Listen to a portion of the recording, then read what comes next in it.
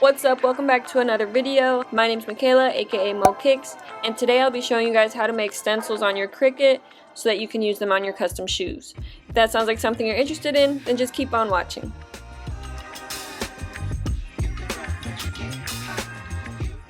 So if I'm not designing the stencil that I need to make on my iPad, I'll just Google it. So for example, I'm going to be using the LA logo. So I search it, I find the best one that fits for my project, save it to my computer, and then I head over to my Cricut design space.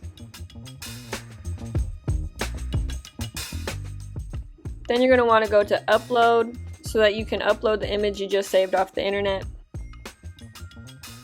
For this specific logo, I'm going to click simple because it's only one color. And then on this screen is where you can get rid of the background or all the areas that you don't want cut out. So I'm getting rid of all of the areas that were gray and leave the areas that are black. On the next page, you're going to want to click cut image because you're just cutting out the stencil. If you were making stickers or something like that, you'd want to use print and then cut. After you click upload, you're going to want to click on the image that you just did and then press add to canvas at the bottom right corner of your screen.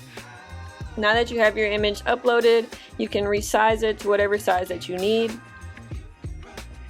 And then because I'm using this logo on both shoes, I'm going to duplicate it and then click attach. That way, wherever I move one logo, the other one will follow.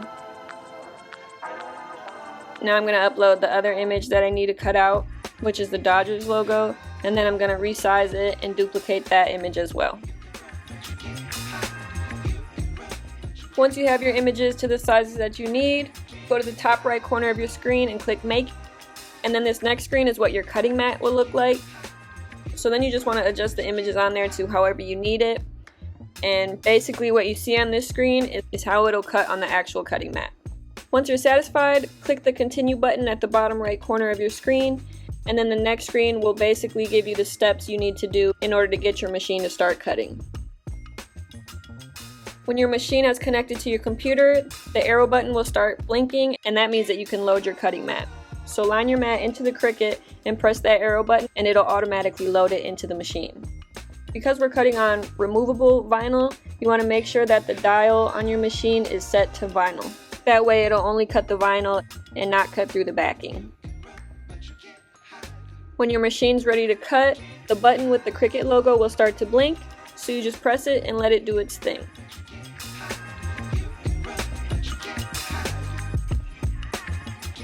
This is the actual speed that the machine cuts at.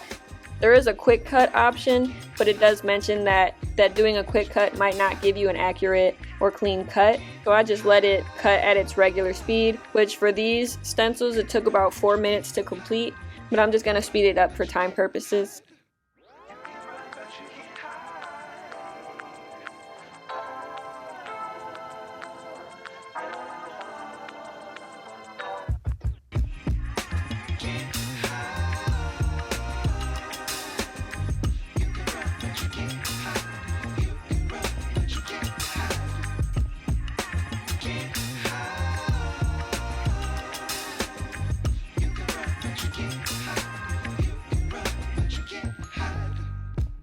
Once the cut job is finished, it'll tell you to unload the mat on your screen or the button will start to blink.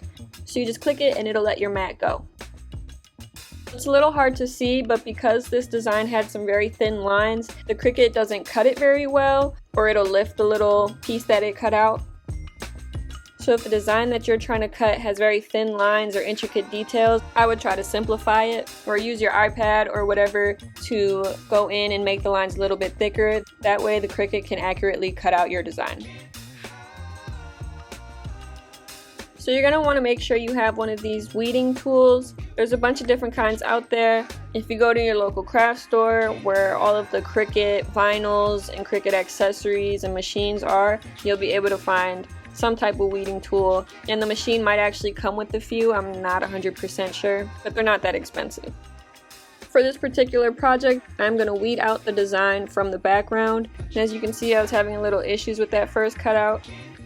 You want to be very careful when you're weeding because I don't know if it's for all machines, mine's slightly outdated, but for my machine, sometimes it doesn't thoroughly cut out the shape and will leave a little opening, which then causes issues when I'm trying to peel away the parts that I don't need, and it'll get caught onto the areas that I want to keep on the sheet. So you just want to do it very carefully, just to make sure you're not peeling off any parts that you needed to stay on there for your stencil. I don't think I always had these issues with my Cricut, so again, it could just be that my Cricut is a little outdated now and I need to update. Maybe it happens with all Cricut. It could be that the cutting blade needs to be replaced. I'm not too sure, but I just work with what I got, and the only advice I can give you is to just make sure that you're weeding your stencil out carefully.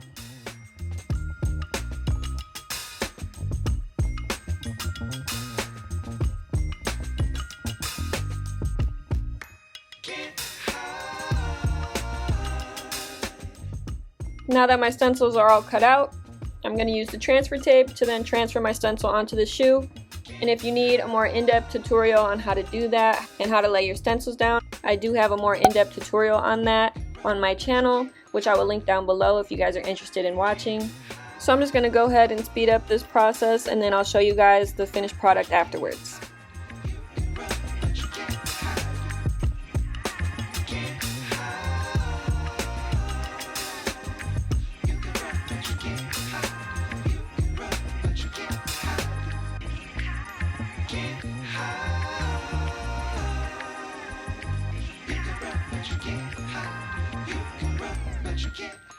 So this is what I ended up creating with those stencils. If you guys have any questions about the process, please let me know down in the comments and I will try my best to answer all of them.